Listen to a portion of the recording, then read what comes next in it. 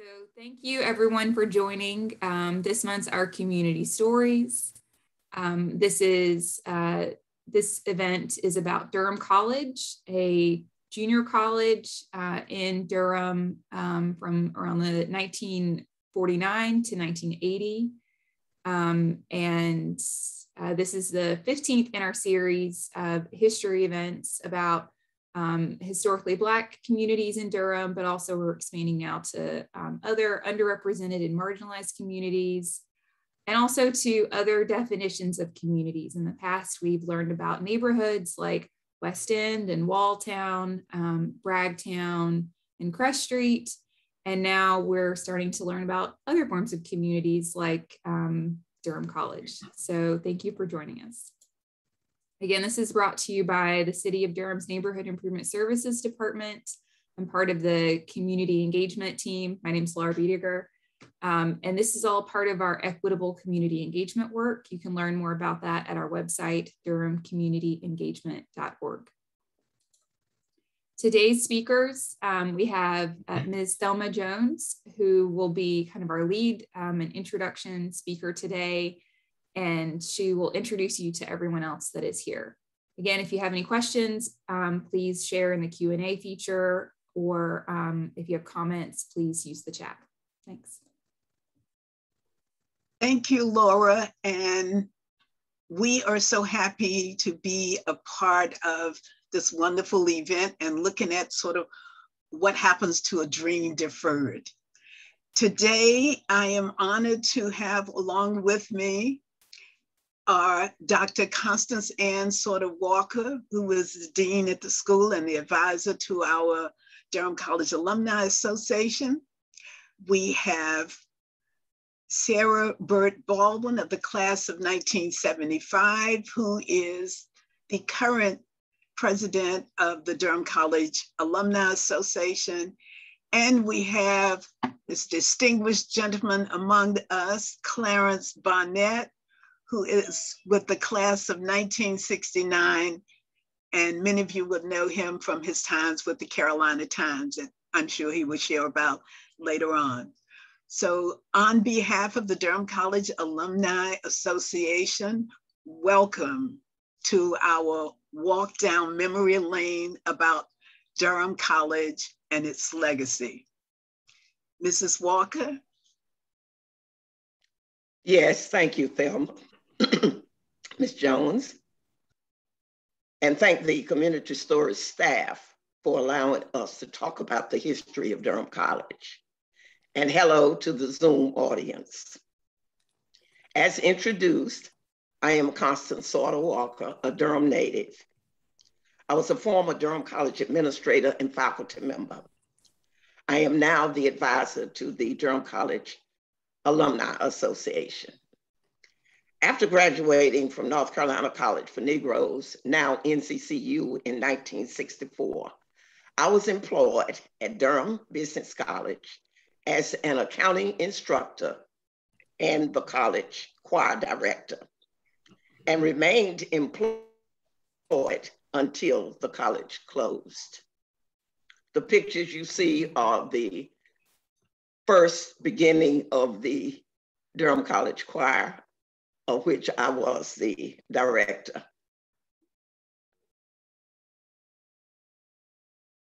I will share a brief history of Durham College. The story of Durham College started in 1947. Dr. Lucinda McCauley Harris, a young Black woman with a dream and 5 typewriters, opened McCauley Business School in a 5-room house on Pine Street, which is now Roxborough Street. Between 1949 and 1971, the name changed from Durham Business School to Durham Business College, and then to Durham College Incorporated. In 1969, the college was approved by the State of North Carolina Board of Higher Education to award the AAS degree, Associate in Applied Science, and was approved for participation in all federally sponsored financial assistance programs. The college was nationally accredited as a junior college for business by the Association of Independent Colleges and Schools, and relicensed by the North Carolina Board of Governors to award the AAS degree. In 1972, the college was accepted by the Southern Association of Colleges and Schools as a candidate for regional accreditation by that body. The college offered majors in accounting, business administration, secretarial science, computer science, liberal arts, recreation technology, laboratory technician, and court reporting.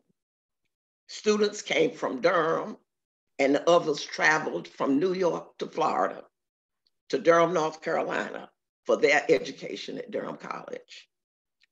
From her international travels, Dr. Harris recruited students from Jamaica, West Indies, and the Republic of Nigeria and Liberia in Africa.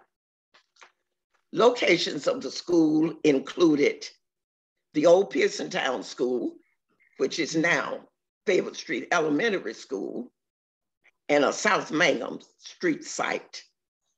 I joined the Durham College family at the South Mangum Street site. In 1965, due to the urban renewal, Durham's urban renewal project, the college was forced to relocate from South Mangum Street. That site is now the DPAC, the Durham Performing Arts Center. The large homes across the street that were used as dormitories is now the site of the Durham County Jail and the Durham County Courthouse, and access to the 147 Expressway. A permanent campus was established on Fayetteville Street, beginning with the renovation of an old bowling alley into an administration building for the classrooms, library, offices, auditorium, a Charm and Poise studio, and an IBM computer center. From 1965 to 1976, the college purchased and constructed other facilities. The J.W. Hill Residence Hall was a male dormitory, and it now houses Durham male residents. Macaulay Hall was a residence hall for females. That building is now owned by a Durham College graduate, Mr. James Braswell. The Student Union, cafeteria, and bookstore building is now used by the Muslim religion. The Muhammad Ali Physical Education Building is now used by a church.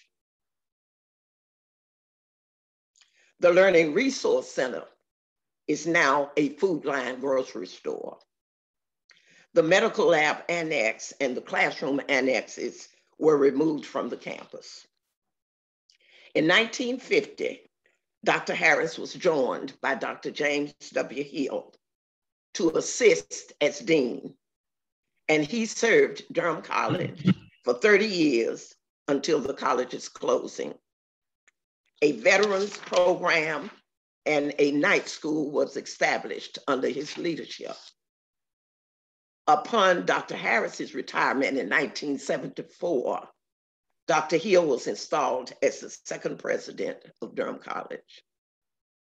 A major highlight that brought the college into the national spotlight was the visit by the world heavyweight boxing champion, Muhammad Ali, on December the 6th, 1977, for the dedication of the Muhammad Ali Health and Physical Education Building on the Durham College campus.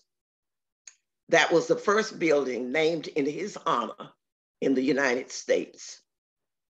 Due to declining enrollment and financial resources, the college closed in 1980. The students were transferred to St. Augustine's College, now St. Augustine's University in Raleigh, North Carolina. Dr. Lucinda Macaulay Harris passed in 1987. The legacy of Dr. Lucinda McCauley Harris will be remembered at her alma mater. The new School of Business building now being constructed on the campus at NCCU will have a space reserved in her honor. This honor will allow future generations to know what she accomplished. I, along with Durham businesses, friends of the college, Durham College alumni, faculty, and staff, will donate the $30,000 contribution for this recognition. If you wish to donate to the NCCU School of Business for this space in her honor, please contact me at my email address, casw42@aol.com. Now the alumni will tell you their stories of Durham College and their careers. I turn it over now to Mr. Clarence Barnett. Thank you, Ms. Walker. I'm Clarence Barnett. I came to Durham College in 1967 from Orangeburg, South Carolina, shortly after graduating from Orangeburg High School. Now, how I got to Durham College, there was not a recruiting person, but there was recruiting material in the library at the elementary school or the high school that my mother taught at in Blackville. And that material, we fill out the card, I sent it in. Within a few days, we got information back. We followed up on the application, and I was accepted into the college in the business program. The pictures did not really predict or share with you what the college was really like when I got there, and I realized the bulk of it was in that one building. But within that building, after registration, of course, the men lived in on Fayetteville Street. I think it was 1500 Fayetteville Street.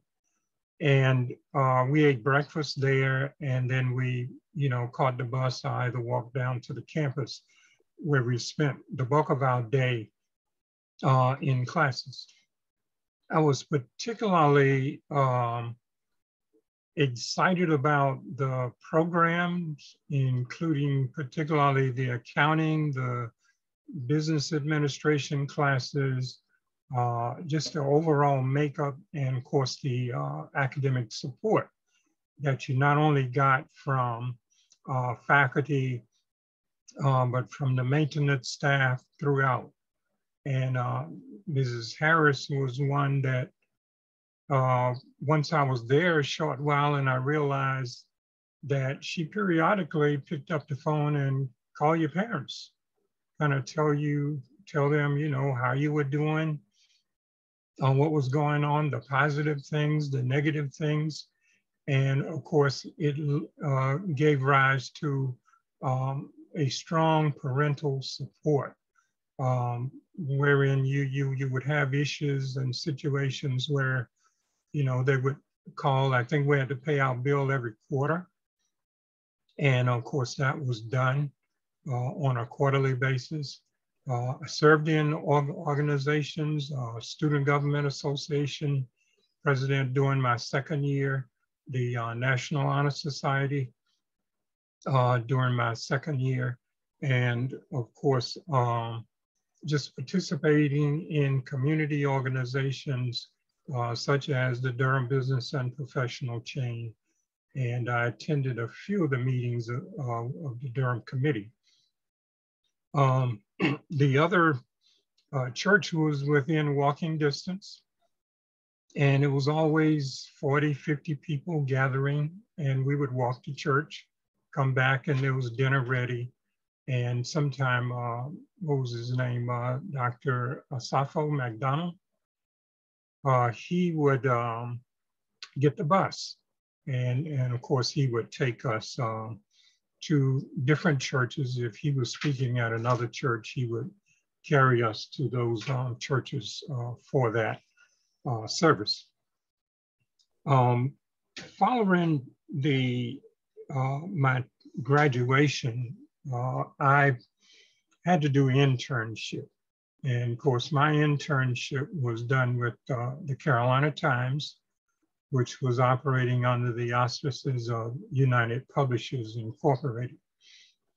And when I went into the Carolina Times and just looking at the facility, and I realized, I said, gee, I thought I might be doing my internship somewhere else.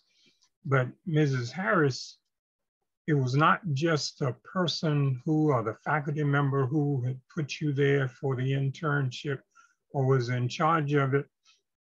We would have visits from her where she came by to actually check on the students and seeing. And she indicated to me, she said, I need you to go to Mr. Austin and I need you to do a good job at helping him.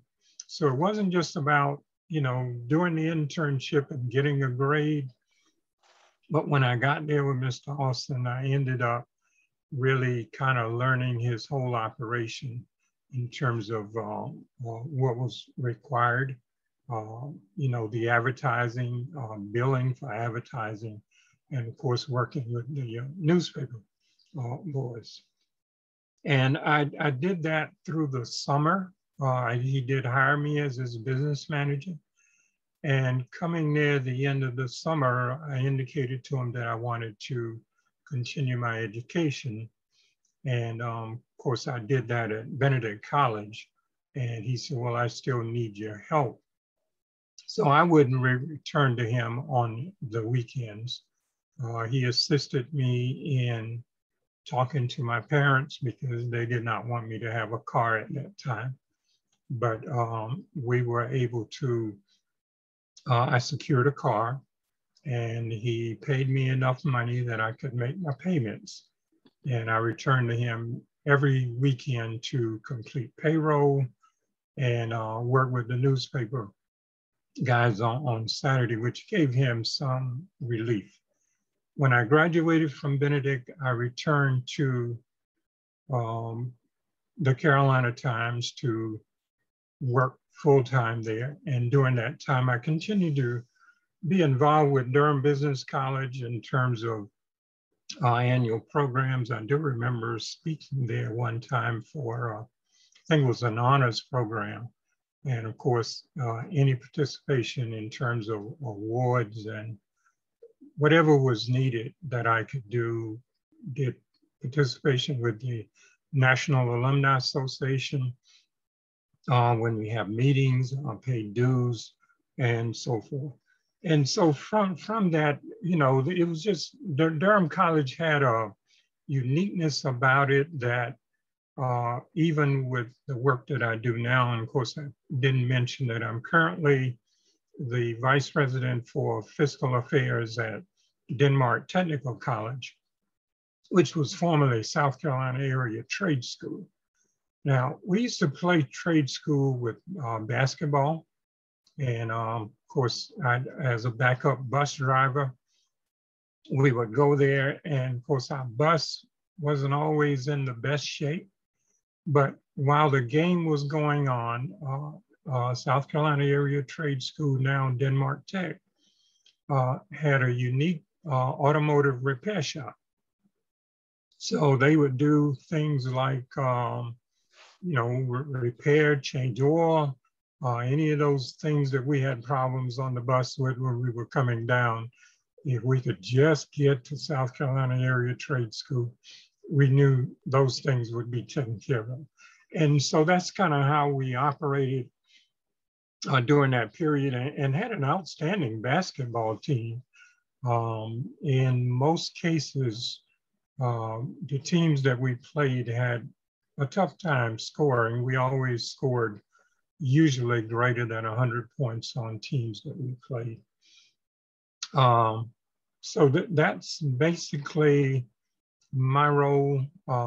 I still have a uniqueness for Durham College graduates, Durham College children, And I think it was not this past reunion, but a reunion before, we were planning, and I was asked to do a presentation. We wanted to honor the veterans. And in doing that presentation, that's when I realized that the night school, with all those cars coming on campus, we had probably upward of 150 plus veterans who actually were coming to attend to get degrees and certificates and so forth, so that they could continue their education. And so it was a uniqueness that, even though the school is not there right now, I think the inspirations from its graduates and those that were touched by the school would forever live on. Thank you. Thank you, Clarence.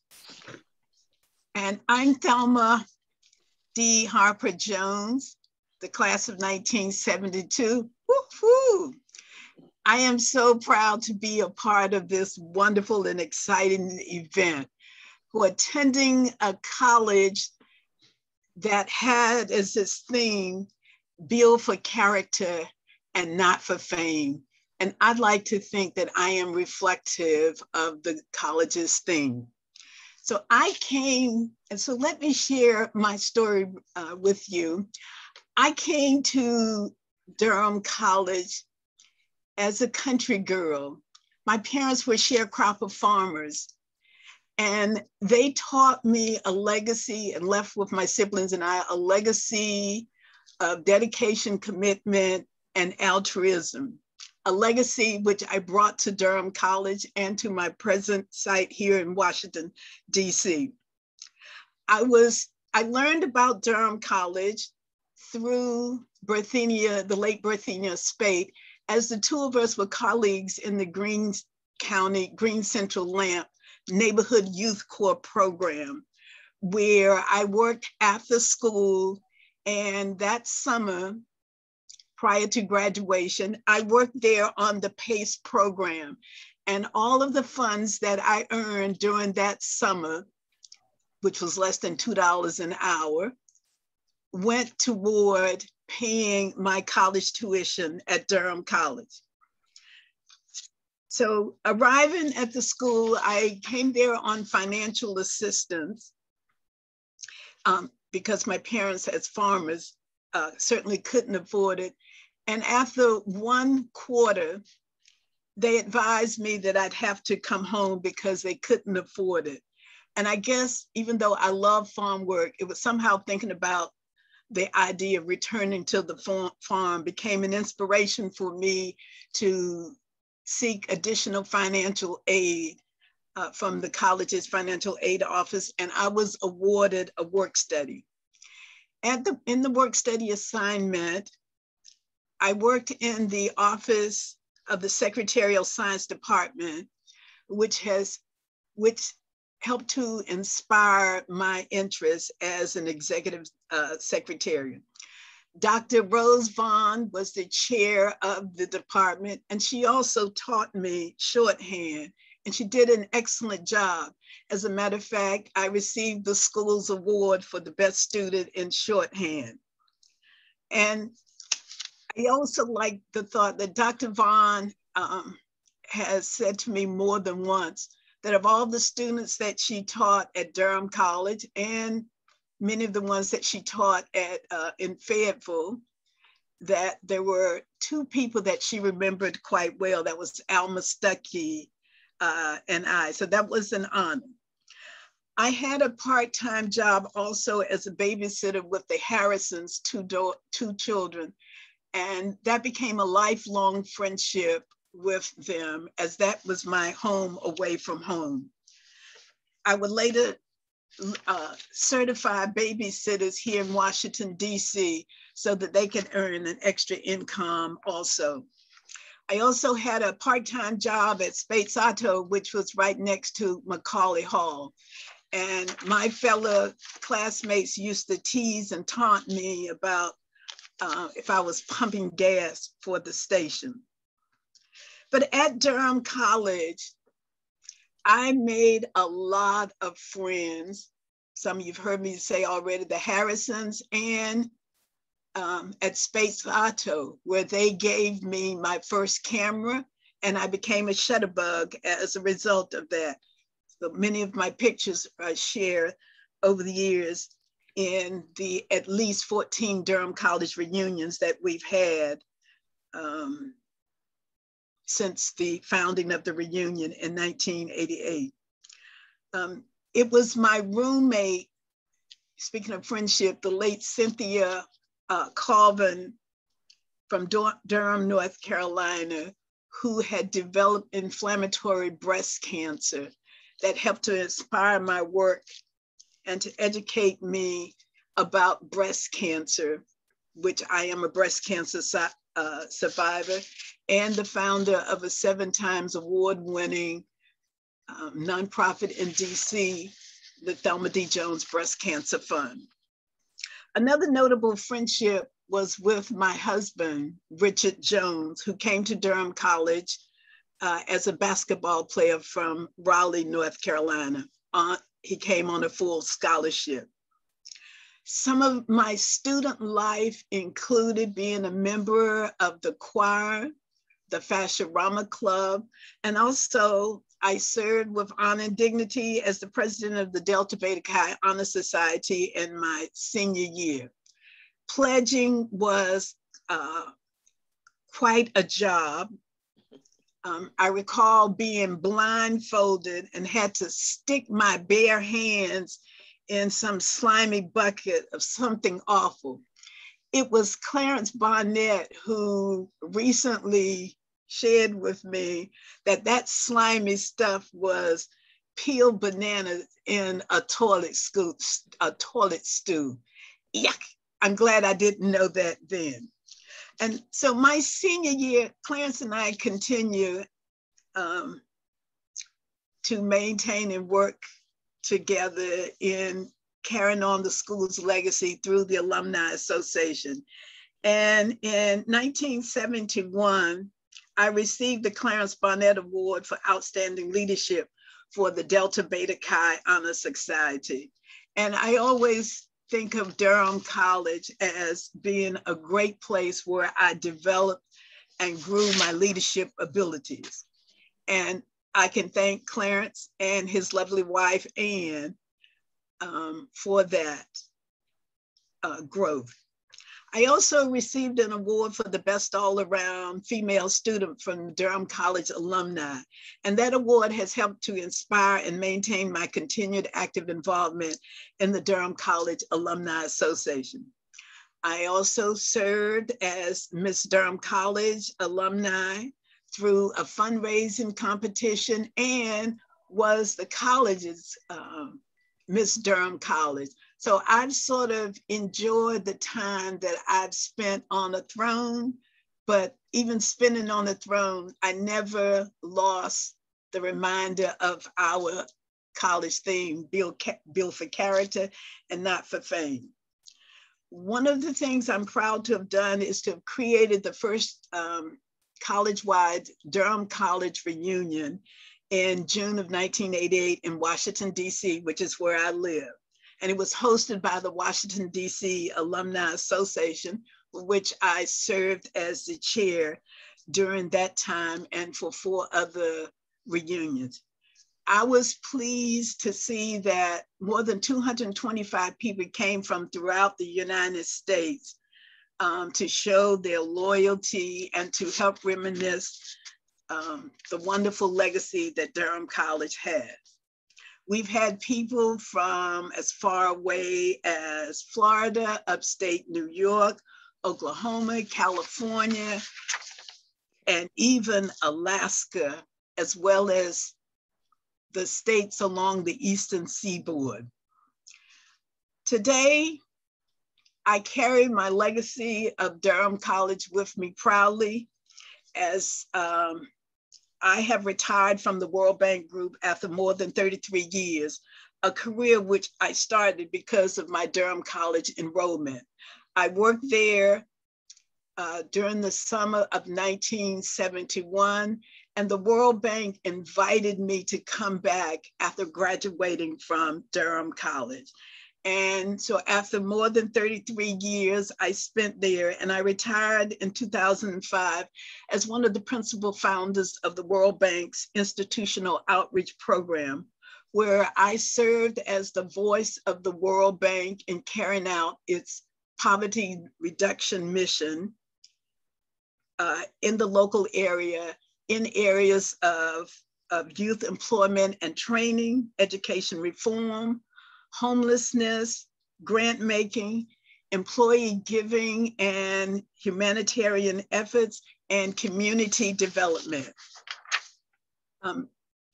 Today, I am inspired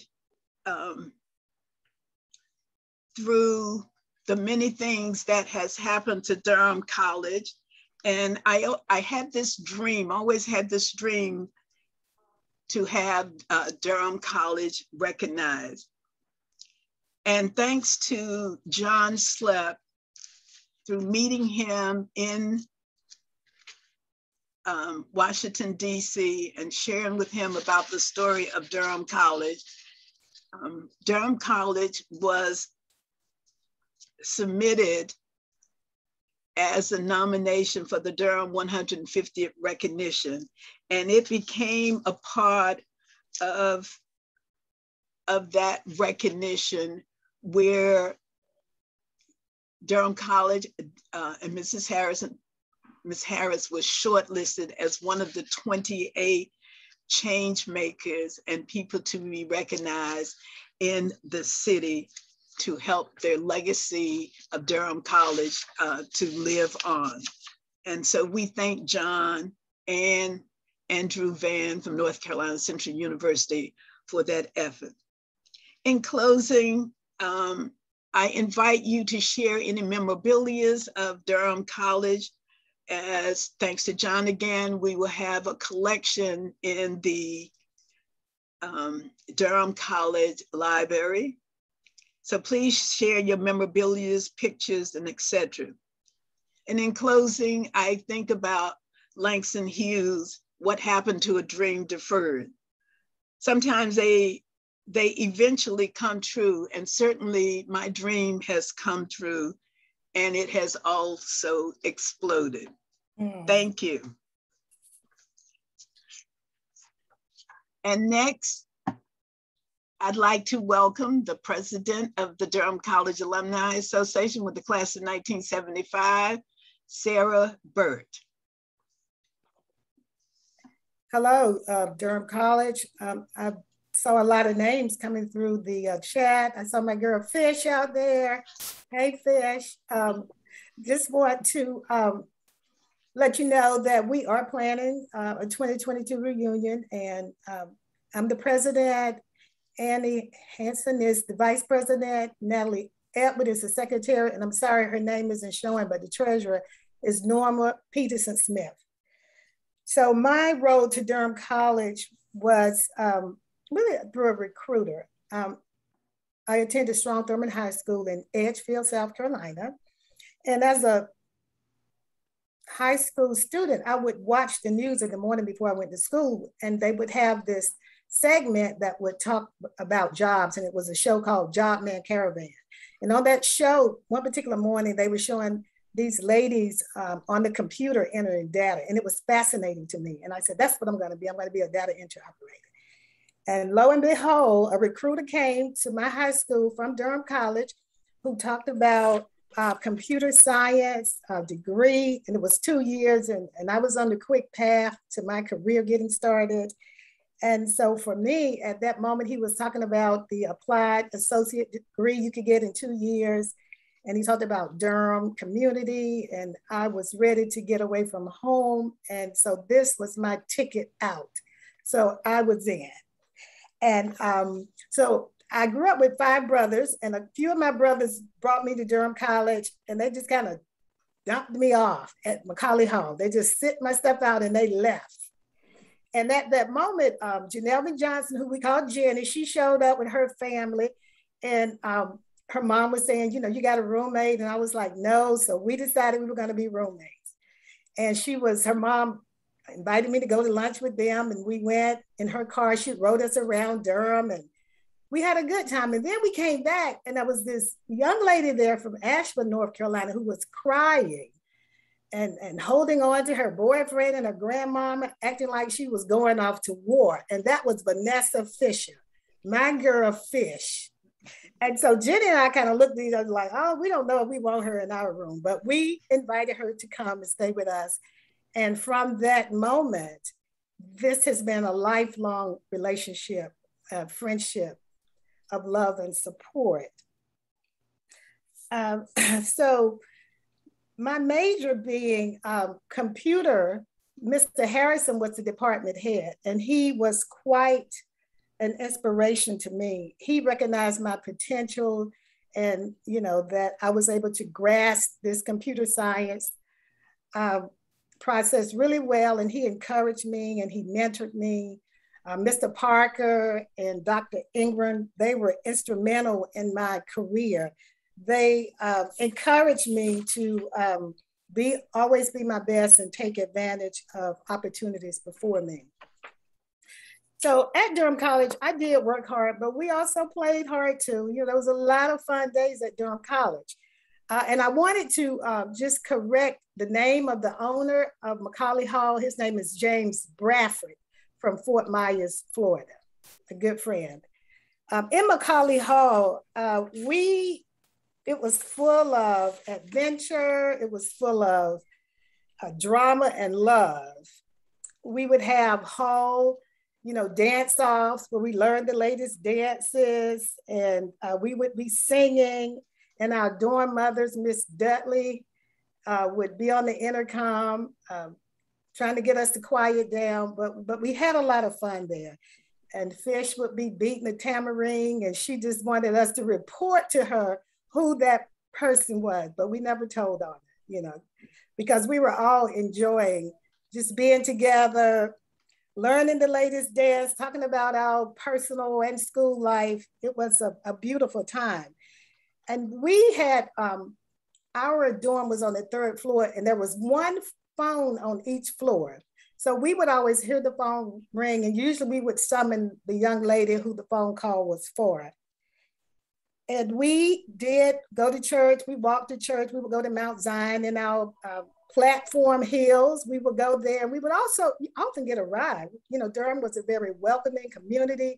And we would have Durham families who would give us a ride with their mothers in the car. So we had a really good relationship building at Durham College.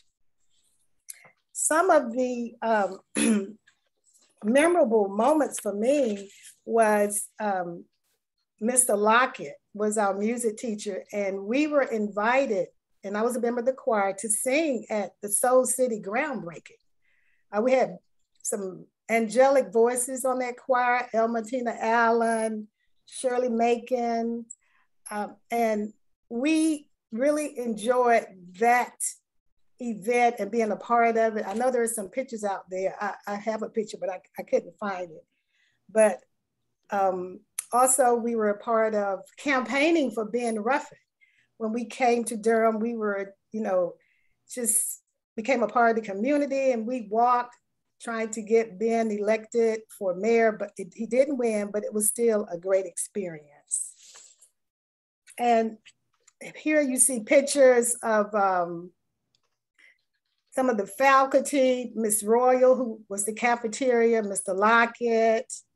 And if we move through, you will see some of the social fellowships that's graduation, 1975 graduation that was at White Rock Baptist Church.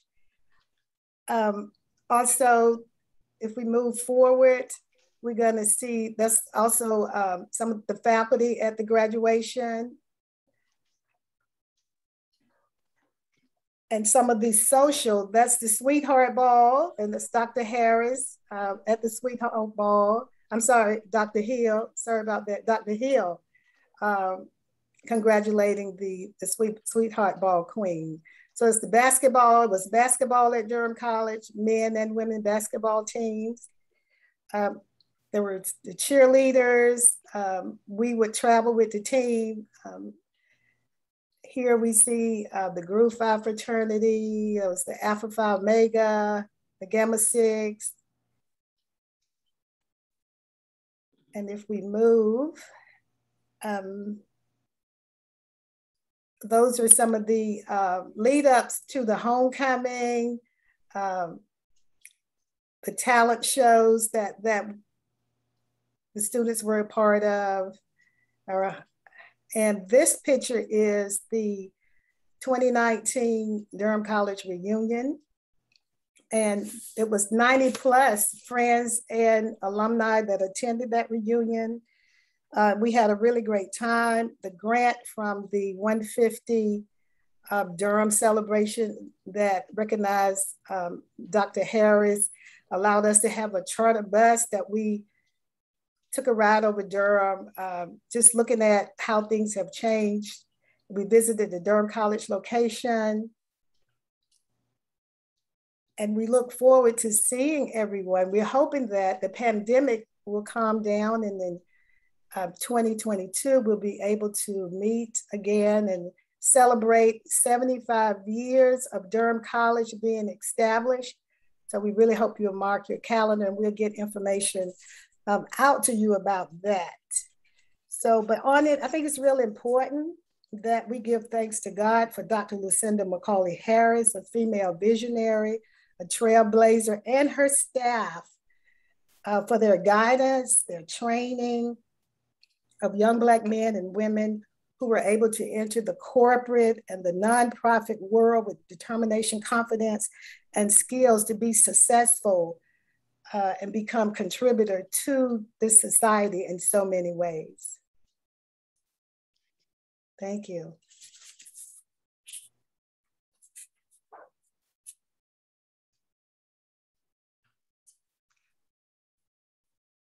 Thank you so much, Dr. Walker, Clarence Barnett, Sarah Burt Balding, for helping us all to walk down memory lane and to hear about the wonderful history and legacy of Durham College. I hope that all of you heard or feel inspired to help to raise awareness and to continue to help perpetuate the legacy of Durham College. We look forward to seeing you at our 75th reunion that Sarah has mentioned. And now we will turn it back to Laura or the staff for Q&A.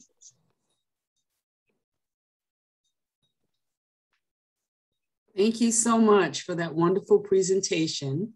My name is Cheryl McDonald, and I also help Laura with our community stories. And I'm really excited and really just so happy that we have this presentation. This was something, I've been living in Durham about 25 years, and this was an excellent presentation. So thank you so much. Thank you. Our first question is from Ms. Zenobia Hatcher Wilson. And she asked, was the Durham College also known as the Durham Business College because her sister-in-law graduated from there in the 1970s? Yes, that's correct. I graduated from Durham Business College, and I think the year I graduated, the name was changed to Durham College. So the answer is yes. Yes. Thank you so much. Our next, hold on a moment.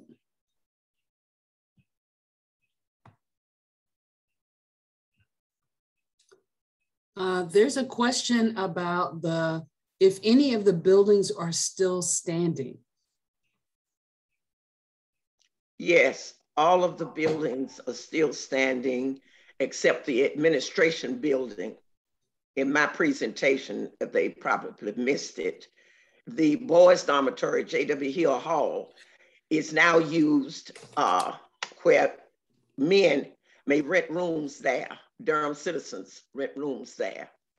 In the girls' dormitory, Macaulay Hall, it is now rented out to female residents of Durham. The student union is now used by the Islamic faith. And the Muhammad Ali Health and Physical Education building is now used by a church. The Learning Resource Center is now where a Food Line grocery store is.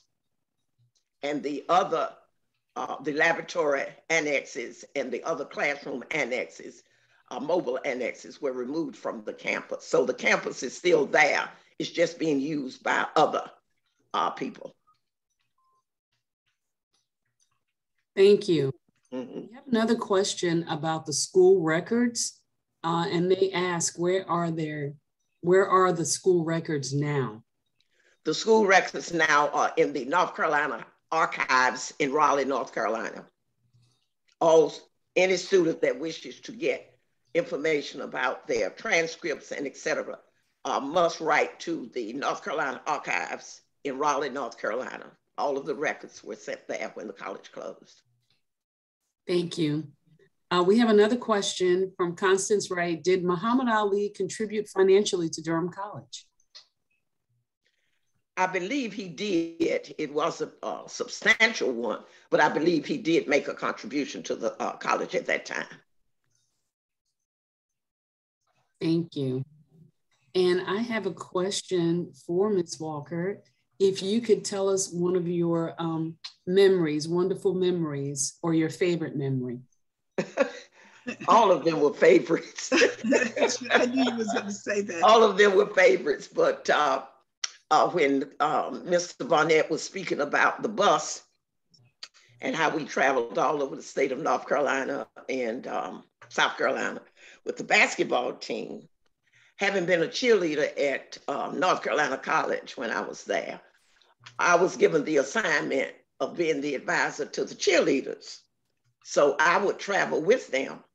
And he is right about the bus. It broke down on us so many times. And at that time, without having any way to contact, whoever was riding in cars behind us would have to go to a place to let the people in Durham know that we wouldn't be back at the time we were supposed to be back, because we had to find somebody to fix the bus. And that's a picture of the bus that we used to travel on. Durham College had its own bus. And we had the cheerleaders, the basketball team, the coaches, and myself there to chaperone the girls. And I remember on that dark 2-lane highway, we didn't have 4-lane highways then. And it was dark on those South Carolina roads and coming through North Carolina to get back to Durham. That's one of my favorite ones. Some of the others is the first time that I directed the choir. When I got the job as being the choir director, I had to have a Christmas concert.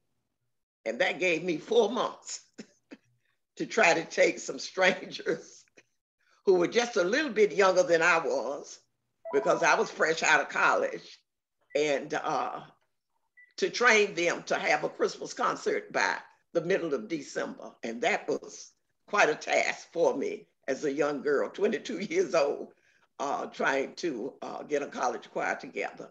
But we made it, and we had the concert at Moyd Avenue Baptist Church, which is my church. And it was a wonderful success.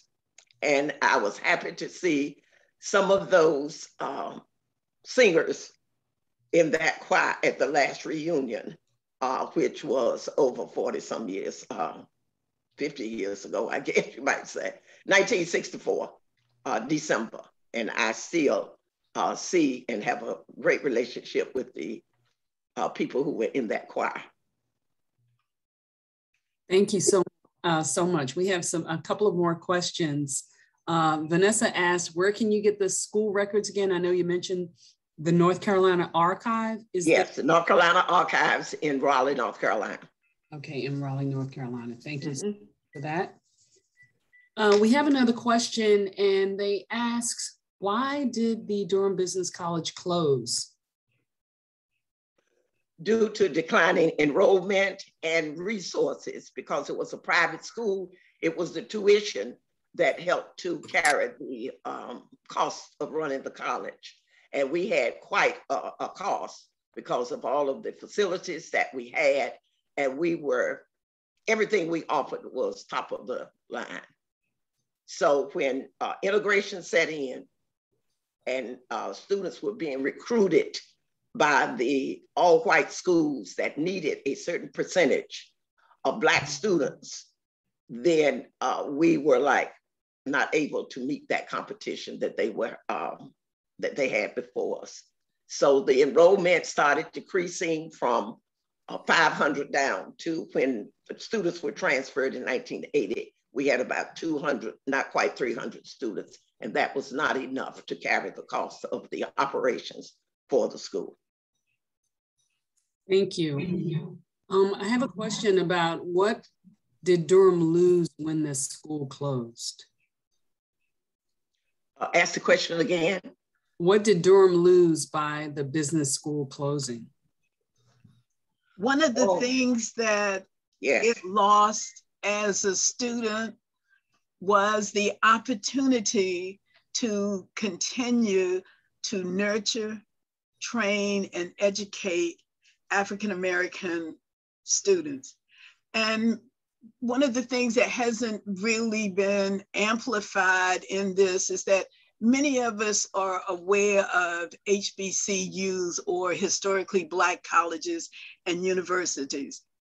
The group and I were talking, and although Durham College, which graduated more than 5,000 students in all walks of life, was not publicly recognized as an HBCU, by definition of an HBCU, which is any college and university created prior to 1964 with the mission to educate Black students, is considered an HBCU. So by that definition, Durham College is considered a historically Black college and university. And I certainly will make it an effort to carry that banner and legacy in that vein, because Durham College has done so much for me in terms of my employment, in terms of the circle of friends, just being nurtured then and still being nurtured now, like people like Mrs. Walker and Clarence and Sari, even though the two of them are not that much older than I am. Awesome. Thank you so much for that. And now I'm going to turn this back over to Ms. Biediger, Laura Biediger. Thank you all so much again. Thank you. Thank you. Thank you, Cheryl, Ms. McDonald, and thank you to all of our wonderful speakers today. This was a topic I only learned about recently, again, through John Shelp, as you mentioned, Ms. Jones. So John, thank you for that introduction. If there are other people out there who have suggestions for stories, if you can, let me know. I'll have our website and stuff coming up. This is how we make Our Community Stories happen, through other people helping to share and connect with these stories. I'd known Miss Walker for a little bit, but this is a whole other side of her I didn't even know about. So again, this has been such a pleasure. Thank you all. And if you sign up in Zoom, you should have my email address. You probably received an email from me, so you can always respond to that if you have questions. And when we post this on the website, we'll be sure to share any links or contact information for the Alumni Association. As Ms. Jones was saying, in case you have memorabilia or other things, we're glad to help make those connections so that all of that stuff is archived and continues to live on. Thank you. Thank you. As always, thank you again to everyone, all of our staff who helps to put these together. And thank you to our city and especially our department leadership for supporting this work. And thank you to all the thank yous I get. I have to say, again, this only happens because of people taking time to come on and share their stories, but it is really encouraging. I was in the office this week and I heard from several of our coworkers about how much they enjoy these events and specifically about going to dances at the Durham Business College and people sharing their fond memories. So thank you, everyone. Thank you. The recording for today's event will be on our YouTube page. The City of Durham has a YouTube page, and then we're kind of a channel within that. So all of our community stories are there. Again, this will be the 15th of those recordings, and I've highlighted just a few here. We've done in the past, we've done Walltown, West End, Bragtown, Crest Street, East End, also known as North Durham. I've been corrected on that. Algonquin Club, Emery Wood Estates, and again, several more. So if you haven't had a chance to watch those, please do. They're really amazing. Or we have one last question about the yearbooks, if they are available. Yes. Yearbooks from Durham College. Yes. We do have many of the yearbooks available thanks to Mrs. Walker, Dr. Hill, and several of the alums. Yeah, we can figure out how to share the right contact information if people are looking for copies or files for that. Thanks, Cheryl. Coming up in October, it'll be October soon. It's crazy. We are learning about another educational community in Durham, the Lincoln Hospital School of Nursing. And here are just a few of the photos over the years. So that will be Friday, October 29th at noon. Please join us, and you can sign up in probably the same place that you signed up for today's event. And that's it for today. Again, thank you to the City of Durham for supporting this. You can learn more about our work with the community engagement team on durhamcommunityengagement.org and our Facebook page, Durham Community Engagement. Thanks.